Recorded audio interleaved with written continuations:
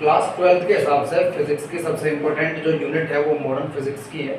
Dual nature radiation भी modern physics का ही पार्ट है, यहाँ तक कि इलेक्ट्रॉनिक्स भी मॉडर्न फिजिक्स का ही पार्ट है। According to the CBSE syllabus, ISC syllabus, 7th unit जो है वो आपकी ड्यूअल नेचर एंड रेडिएशन है। इसके बाद एटम एंड न्यूक्लियर और उसके बाद इलेक्ट्रॉनिक्स। ISC बोर्ड में एक सिस्टम ऑफ पार्ट अलग से एक वो है, कम्युनिकेशन सिस्टम नाम से एक चैप्टर। CBSE में वो आउट ऑफ कोर्स था। समझ गए मेरी बात। सबसे पहले अकॉर्डिंग टू चैप्टर चलेंगे ड्यूअल नेचर एंड रेडिएशन में मेन चीज क्या है। सबसे मेन चीज है कि लाइट है क्या।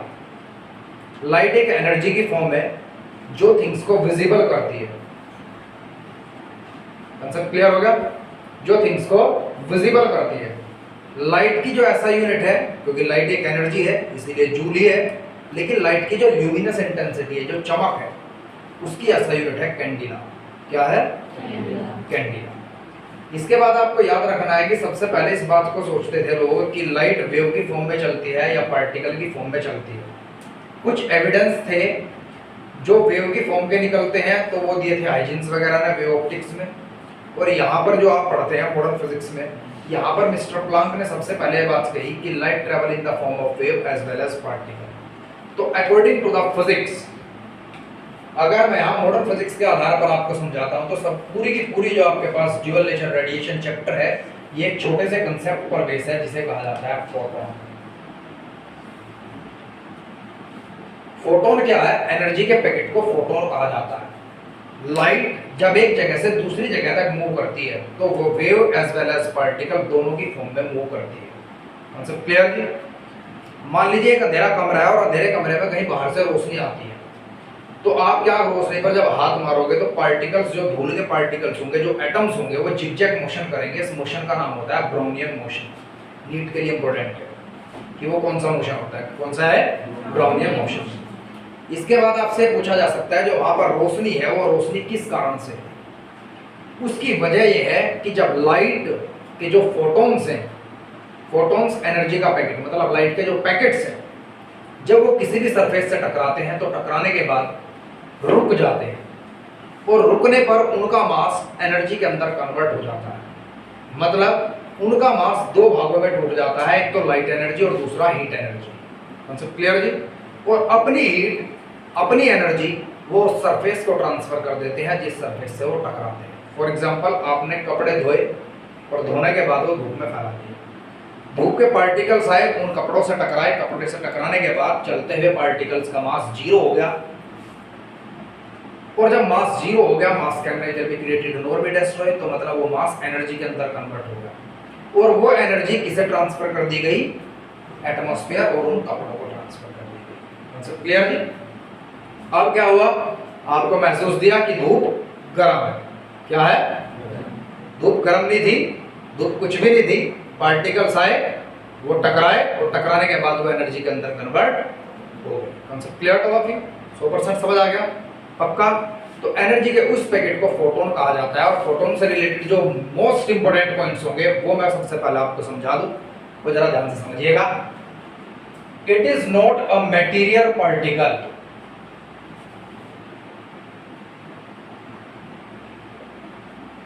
ये एक मटेरियल पार्टिकल नहीं होता।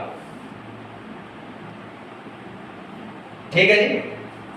It is a packet of energy.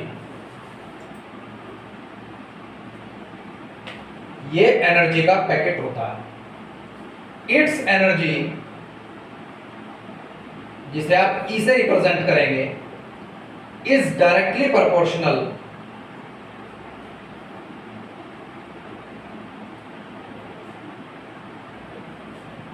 To its frequency. इसकी फ्रीक्वेंसी के डायरेक्टली प्रोपोर्शनल है, जैसे कि आपने क्लास 11th की केमिस्ट्री में पढ़ा था। तो E is directly proportional to nu. जब आप प्रोपोर्शनलिटी का साइन हटाते हैं तो इंडिपेंडेंट फैक्टर के साथ एक कांस्टेंट का प्रोडक्ट कर देते हैं। यहां वो कांस्टेंट H है, जहां H को प्लांक कांस्टेंट कहते हैं। कांस्टेंट। और इसकी वैल्यू किसके बराबर होती है? 6.10 की पावर -34 जूल पर हर्ट्ज। यही होगी भाई, केमिस्ट्री में पढ़ी होगी आप लोगों ने। ठीक है जी? समझ गए आप मेरी बात? मैंने मान लिया नंबर ऑफ फोटॉन्स n है और किसी सरफेस से पर सेकंड टकराते हैं, तो आप एक फॉर्मूला लिखा देखते हैं बुक्स में, P is equals to NE। इसका मतलब है एनर्जी पर यूनिट टाइम, मतलब power of n number of photons, अगर एक फोटोन की एनर्जी E है। कॉन्सेप्ट क्लियर जी? अब यहां के बाद में सीधा यहां पर इसलिए आया, एकेडमिक में आपको ये सब नहीं पढ़ाया जाएगा। अगर मैं पिछले 3 साल के एग्जाम पेपर देखता हूं मेडिकल के या यूपीटी का पेपर देखता हूं, तो वहां E equal to h nu से रिलेटेड एक भी क्वेश्चन नहीं है, वहां सारे के सारे question P is equal to NE से रिलेटेड है। मतलब E की वैल्यू किसके बराबर है? एच न्यू के। वहां क्या कहा जाता है कि 10 की power 6 photon strike to a surface in 1 second, calculate the energy. अब एनर्जी 1 सेकंड, तो जो आपको एनर्जी कहा गया है पर सेकंड, तो मतलब वो इनडायरेक्टली क्या है? पावर। क्या है वो? पावर। और power for 1 second is equals to number of photons into energy of 1 photon. Concept clear? Concept clear हो गया? अब ना मुझे ये चीज देखनी है कि मैं एनर्जी मतलब बिना ज्यादा पढ़े किस तरीके से बताऊं कि फोटॉन्स के पास एनर्जी ज्यादा है कम। मैंने क्या किया, एक अंधेरा कमरा लिया और उस अंधेरे कमरे के अंदर एक रोशनी आती है किसी बीम से, और मैंने बिल्कुल उतने ही होल में इस कमरे के 4 कोनों पर, चारों दीवारों पर मैंने छेद कर लिए उतने बड़े। अब छेद करने के बाद मैंने क्या किया, मैंने एक मेटल सरफेस और पूरा एक कैथोड और एनोड का एक सर्किट तैयार किया। उस सर्किट को मैंने एक एमीटर से कनेक्ट कर दिया। तो मैंने नोटिस किया सुबह के समय कम इलेक्ट्रिक करंट पैदा हुआ, दोपहर के समय इलेक्ट्रिक करंट बढ़ गया, शाम के समय फिर दोबारा करंट बढ़ गया। बल्कि मुझे ऐसा लग रहा देखने में कि रोशनी बराबर आई। तो अगर फोटोन की इंटेंसिटी बराबर है तो भी करंट फोटोन की हेल्प से जो photo electric current solar panel पर पैदा किया जाता है वो कम और ज्यादा हो सकता है। वो डिपेंड करता है फ्रीक्वेंसी पर। इस तरीके से मान लीजिए अभी 10 फोटोन आए, उनकी फ्रीक्वेंसी थी 20 हर्ट्ज, तो करंट ज्यादा पैदा होगा। फिर 10 फोटॉन्स आए और उनकी फ्रीक्वेंसी थी 10 हर्ट्ज, तो करंट कम पैदा होगा। ऐसा है, हम लोग ये भी पढ़ाएंगे अभी आपको इस पूरे चैप्टर में, ये भी लिखा हुआ है यहां तक कि कंपटीशन की बुक्स में भी कि photo electric current does not depend at the frequency of the photons. वो कंडीशन अलग हो गई। अभी यहां मेरी क्या कंडीशन है? यहां कंडीशन है कि फ्रीक्वेंसी बढ़ने से करंट किस तरीके से बढ़ता है। फ्रीक्वेंसी बढ़ने से एनर्जी बढ़ी, एनर्जी काइनेटिक एनर्जी को ट्रांसफर ज्यादा होगी इलेक्ट्रॉन की, जिसकी वजह से करंट बढ़ेगा। वो कंडीशन अलग है। वहां नंबर ऑफ फोटॉन्स मैंने कांस्टेंट कर दिए। आगे समझ? तो दोनों अलग सिचुएशन है, दोनों को ओवरलैप नहीं करेंगे। तो सबसे पहले हम क्या पढ़ेंगे, बेसिक से बताऊंगा बिल्कुल आप लोगों को। उसमें जो डिस्कस करूंगा आपसे उससे मेन क्वेश्चन आपके अटेम्प्ट होंगे कंपटीशन तक के और कंसेप्चुअल क्वेश्चन। पहली बात, फोटोन एक मटेरियल पार्टिकल बिल्कुल भी नहीं होता। ये एक एनर्जी का पैकेट है और इसकी जो एनर्जी है उसे ई से रिप्रेजेंट करना है और उसकी एनर्जी फ्रीक्वेंसी के डायरेक्टली प्रोपोर्शनल है। फ्रीक्वेंसी बढ़ी तो एनर्जी बढ़ जाएगी। अब वो जो मैंने दीवार पर होल किए थे तो मैंने देख लिया, सुबह सुबह के समय मैंने उस पर हाथ मार दिया तो पता चला कि वो जिगजैग मोशन थोड़ा कम दिखाई दिया मुझे, और दोपहर के समय वो जिगजैग मोशन ज्यादा था और शाम के समय फिर दोबारा कम हो गया। इसका मतलब है फ्रीक्वेंसी सुबह कम थी, शाम के समय कम थी, रेडिएशन रेड थी और रेड की फ्रीक्वेंसी कम होती है। आगे समझ? सुबह और शाम के समय अर्थ का हॉरिजॉन्टल डिस्टेंस सन से मैक्सिमम दूर का होता है, जिसकी वजह से बाकी सब स्कैटर होने के बाद रेड लाइट बचती है और रेड की वेवलेंथ ज्यादा और फ्रीक्वेंसी कम होती है, एनर्जी उसके पास कम पैदा होती है। Concept clear? आपसे ये भी पूछा जा सकता है, अगर मेरे पास विबग्योर है तो सबसे ज्यादा फ्रीक्वेंसी किसकी होगी? वॉलेट कलर की फ्रीक्वेंसी सबसे ज्यादा होगी, उसके पार्टिकल सबसे ज्यादा एनर्जेटिक होंगे, वो जिगजैग मोशन, ब्राउनियर मोशन सबसे ज्यादा करेंगे, लेकिन उनकी स्पीड कम होगी। समझ गए? मीडियम के अंदर, वैक्यूम के अंदर विबग्योर की स्पीड बराबर रहती है, हर कलर की स्पीड बराबर रहती है, लेकिन वैक्यूम के अंदर, लेकिन मीडियम के अंदर क्या होता है, जिसकी वेवलेंथ ज्यादा है उसकी स्पीड ही ज्यादा रहेगी। क्लियर? 100% क्लियर है सभी को? इसके बाद एक फोर्थ पॉइंट बहुत जबरदस्त है जो इलेक्ट्रोस्टैटिक्स के लिए भी इंपॉर्टेंट है। इलेक्ट्रोस्टैटिक्स में अगर आप ध्यान दें 2018 के सीबीएसई के पेपर में एक क्वेश्चन आया था, फोटोन के ऊपर चार्ज एग्जिस्ट क्यों नहीं करता। ये चीज मैंने आप सभी को लिखवाया हुआ है पहले भी। फोटोन एक मटेरियल बॉडी नहीं है, इसका रेस्ट मास 0 होता है और charge is the property of electrostatics. जब मास रेस्ट में 0 है तो चार्ज तो होगा ही नहीं। कॉन्सेप्ट क्लियर जी? क्योंकि चार्ज तभी बॉडी के ऊपर पॉसिबल है जब बॉडी के पास मास हो। Concept clear? 100% समझ आ गया? तो यहां आप लिखेंगे rest mass of photon, photon is 0। Photon का रेस्ट मास 0 होता है। 0 क्यों होता है? Because it's speed v is equal to c and ये लोरेंट्ज ट्रांसफॉर्मेशन ऑफ मास है। Mass in motion is equals to mass at rest root 1 minus v square upon c square. अगर कोई भी पार्टिकल रिलेटिविस्टिक स्पीड से चलता है लगभग 1.5-2 lakh kilometre पर सेकंड, तब ये फॉर्मूला एप्लीकेबल है। 99.9% टीचर्स और बच्चे यही समझते हैं कि ये अल्बर्ट आइंस्टाइन ने फॉर्मूला दिया था। ये अल्बर्ट आइंस्टाइन ने यूज जरूर किया था E = mc स्क्वायर प्रूफ करते समय रिलेटिविटी की थ्योरी, लेकिन ये लोरेंट्ज ट्रांसफॉर्मेशन ऑफ मास है जिसमें लोरेंट्ज ने इस चीज को समझाया था कि स्पीड के साथ किसी भी पार्टिकल का मास वेरी करता है। जबकि उनसे पहले हम लोग ये समझते थे मास can neither be created nor be destroy, mass can neither be change, mass change नहीं किया जा सकता। ये घटना 1903 से पहली है। Is that clear? क्योंकि 1903 में तो रिलेटिविटी थ्योरी शुरू कर दी थी अल्बर्ट आइंस्टाइन। समझ आ गया? अब भाई क्या सीन है कि फोटोन की जो स्पीड है वो c के बराबर है, तो मैंने यहां c रखा तो मेरे पास ये निकल गया m0 upon root 1 minus c square upon c square that is equal to m0 root 1 minus 1 that is equals to infinity. मतलब moving mass of particle is infinite times to the rest mass. यानी कि billion ton हो गया, पहले 0 था अब कुछ हो गया। 0 के बाद अगर कुछ होता है तो 0 से वो इनफाइनाइट टाइम्स होता है। आप इसे इस तरीके से समझ सकते हैं कि m0 अपॉन 0, तो m0 किसके बराबर आया? 0 की मल्टीप्लाई m के साथ हो गई जो 0 आया। ये रेस्ट मास होता है और ये होता है mass in motion.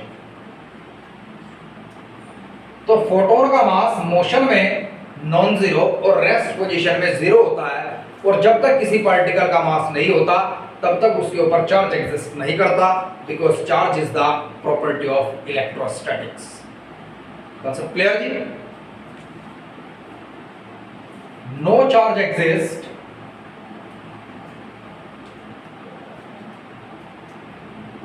On photon. Exist की स्पेलिंग ठीक है क्या? चलो ऐसा कर लियो, समझ आ गया? Because it's rest mass is 0, क्योंकि उसका रेस्ट मास 0 होता है। तो यहां कुछ कंसेप्ट क्लियर हो गए। फोटोन एक मटेरियल बॉडी नहीं है, मटेरियल बॉडी फोटोन नहीं है। फोटोन एक एनर्जी का पैकेट है जो कि स्पीड ऑफ लाइट से चलता है और इसका रेस्ट मास 0 होता है, इसीलिए फोटोन के ऊपर कोई भी चार्ज एग्जिस्ट नहीं होता। Concept clear? यहां तक नोट करो जल्दी फास्ट।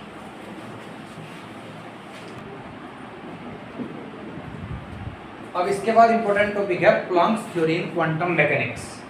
सबसे पहले हमेशा एक बात याद रखियो, क्वांटम मैकेनिक्स के जो पिता हैं उन्हें कहा जाता प्लांक। ठीक है जी? एक साइंटिस्ट थे मिस्टर प्लांक, उन्होंने इस बात को प्रूव किया था कि light has two nature, wave as well as particle. उनसे पहले लोग इस बात पर लड़ते थे कि जो लाइट है उसका वेव नेचर है, कोई कहता था इसका पार्टिकल नेचर। ठीक है जी? हमेशा याद रखिएगा, हाइजेंस ने उसका वेव नेचर प्रूव किया, डी ब्रोगली ने उसका पार्टिकल नेचर प्रूव किया, प्लांक ने उसका wave as well as particle दोनों नेचर प्रूव किया। समझ आ गया? हाइजेंस ने एविडेंस दिए कि light travel in the form of wave experimentally, reflection और रिफ्रैक्शन को वेव थ्योरी से प्रूफ करके, जो आप वेव ऑप्टिक्स में पढ़ते हैं। एल्बर्ट आइंस्टाइन ने मिस्टर प्लांक की थ्योरी को एक्सपेरिमेंटली प्रूफ किया by photo electric effect.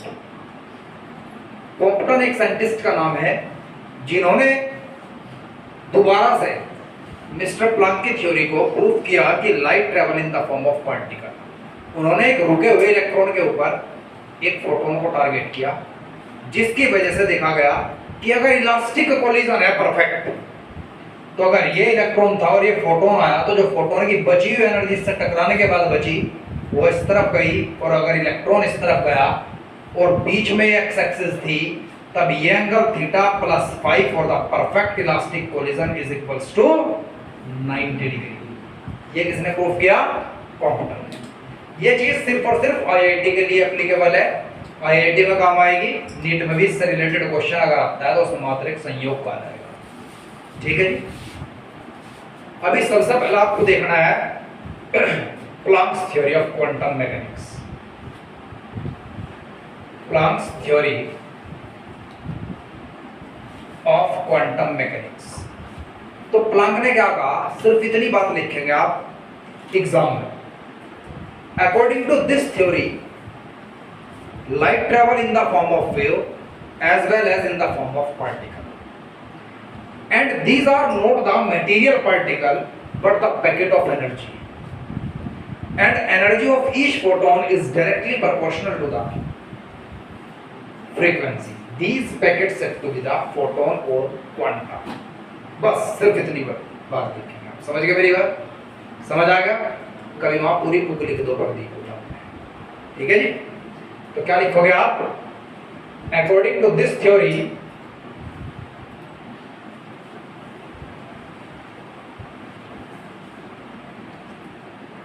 Light travel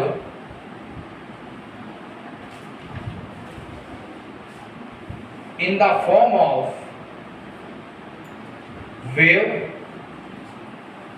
as well as particle. These particles said to be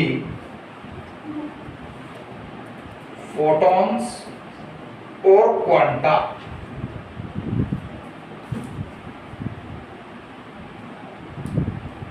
Energy of these photons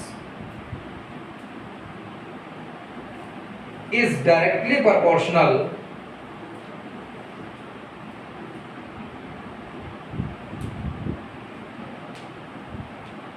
to their frequency. Concept clear है? सिर्फ इतनी बात लिखेंगे आप कि light travel in the form of wave as well as particle. These particles known as quanta and photons, energy of photons is directly proportional to their frequency. और E energy है, new frequency है, proportionality का sign हटाया, H आ गया, H था Planck constant. Planck constant जिसकी value 6.63 10 की power -34 joule पर हर्ट्ज. यहां तक कोई दिक्कत किसी बच्चे को? इसके बाद अच्छा इंप्रेशन पड़ेगा, यहां नोट लिखिएगा. Photon are not material particle.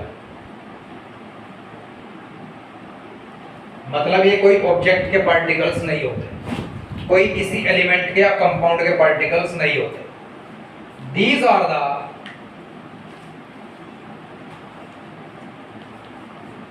Packets of energy.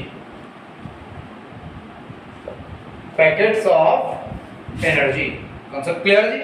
आप ये थ्योरी में भी ऐड कर सकते हैं, इस तरीके से भी लिख सकते हैं. According to this theory, light travel in the form of wave as well as particle, and these are not the material particle but the packet of energy. Their energy is directly proportional to their frequency. जब आप proportionality का sign हटाएंगे तो एक constant आ जाएगा जिसे आप x से रिप्रेजेंट करेंगे, जिसे आप प्लांक कांस्टेंट कहेंगे, और इसकी वैल्यू 6.63 10 की पावर -34 जूल पर हर्ट्ज होती है. Higher the frequency, higher will be the energy of the photon. ठीक है, more will be the energetic. Radiation उतनी ज्यादा एनर्जेटिक होगी. आगे समझ। यहाँ से रिलेटेड जो कंसेप्चुअल क्वेश्चन आता है वो किस तरीके का कंसेप्चुअल क्वेश्चन होगा, जब एक व्हाइट लाइट एंटर करे किसी भी एक एटमॉस्फेयर के अंदर, उस एटमॉस्फेयर के अंदर उसकी स्कैटरिंग भी शुरू होगी। Clear two of you. सबसे जल्दी स्कैटर जोन सी रेडिएशन होती है, मतलब उसके लिए उस एटमॉस्फेयर का रिफ्रैक्टिव इंडेक्स ज्यादा, तो वॉयलेट कलर होगा। उसकी फ्रीक्वेंसी भी ज्यादा होती है, तो ध्यान रखिएगा उसकी एनर्जी भी ज्यादा होगी। ज्यादा एनर्जेटिक बच्चा अगर क्लास में भी बैठा है वो उछल कूद करता है, और जो एक नेस्ती हो वो बैठा ही रहता। तो यहाँ से पता चला है कि जिसकी एनर्जी ज्यादा है हमेशा वह रेडिएशन ज्यादा स्कैटर करती है, और जो नेस्ती है उसे जिस डायरेक्शन में लगा दिया उसी डायरेक्शन में लगा रहता है। समझ गए मेरी बात? है समझ? तो रेड के पास कम एनर्जी होती है as compare to the other colour. अब हम यहाँ तक पढ़ चुके हैं कि मिस्टर प्लैंक ने बात कही कि light travel in the form of wave as well as in the form of particles, और वो मटेरियल बॉडी नहीं थी तो क्या थे, वो फोटॉन्स थे। समझ गए मेरी बात? अब इसका यूज किया एल्बर्ट आइंस्टाइन ने। एल्बर्ट आइंस्टाइन ने फोटॉन्स की हेल्प से इलेक्ट्रिक करंट पैदा किया। अब एक बेहतरीन कंसेप्ट यहाँ से समझ आया। हाइजेंस के according light travel in the form of wave, और वेव पार्टिकल को खिसका नहीं सकती। धूप में मैंने फोटो मटेरियल रख दिया, एक सर्किट से कनेक्ट कर दिया, उसने इलेक्ट्रिक बल्ब जला दिया, बल्ब ग्लो करना स्टार्ट हो गया। तो मतलब लाइट वेव की फॉर्म में अगर थी तो वो इलेक्ट्रॉन्स को एक्सेलरेट नहीं कर सकती। समझ गए आप मेरी बात? वो इलेक्ट्रॉन्स को एक्सेलरेट नहीं कर सकती। तो कुछ लाइट के साथ अलग चीज थी जिसने इलेक्ट्रॉन्स को एक्सेलरेट किया, इलेक्ट्रॉन्स होल्स के पास पहुंचे और उन्होंने इलेक्ट्रिक करंट पैदा किया। क्लियर जी? यहां से कंसेप्ट आया। एल्बर्ट आइंस्टाइन ने बताया अगर आपके पास एक फोटो मटेरियल है, फोटो मटेरियल मतलब सोलर पैनल की प्लेट जैसे, आपको पता मोस्ट इलेक्ट्रोनेगेटिव एलिमेंट फ्लोरीन है, लेकिन मोस्ट इलेक्ट्रो पॉजिटिव एलिमेंट क्या है? बस होगी बत्ती को। केमिस्ट्री तो सारे आप लोग धुरंधरों से पढ़ रहे हैं। सीजियम। और इस बच्चे ने बताया, आप कहीं भी नहीं पढ़ रहे ना केमिस्ट्री, वेरी गुड। और शायद में 10th से बताता रहा सीजियम के बारे में। Caesium is the most electropositive element.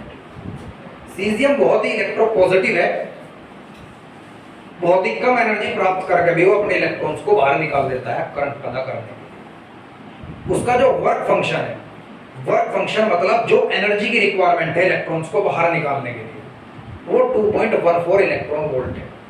2.14 electron volt कितनी है?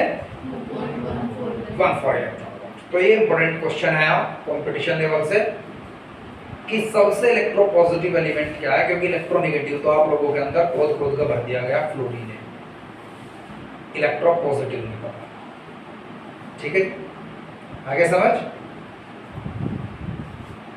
अगर फोटॉन्स इसके ऊपर गिरते हैं और फोटॉन्स के पास उतनी एनर्जी है जितनी इलेक्ट्रॉन को बाहर निकालने के लिए जरूरत है, तो फोटोन इलेक्ट्रॉन्स को मेटल प्लेट से इलेक्ट्रिक वायर के अंदर भेज देंगे, और वायर के अंदर वही सर्किट जैसी रिएक्शन होगी और इलेक्ट्रिक करंट फ्लो होना स्टार्ट हो जाएगा। लेकिन अगर फोटोन के पास एनर्जी कम है, उस एनर्जी से जितनी एनर्जी एक इलेक्ट्रॉन को एमिट करने के लिए चाहिए, तब कोई फोटो इलेक्ट्रिक एमिशन नहीं होगा। तो मैंने यहां कुछ वर्ड्स बोले अभी, क्या photo electric emission, photo material emission है क्या?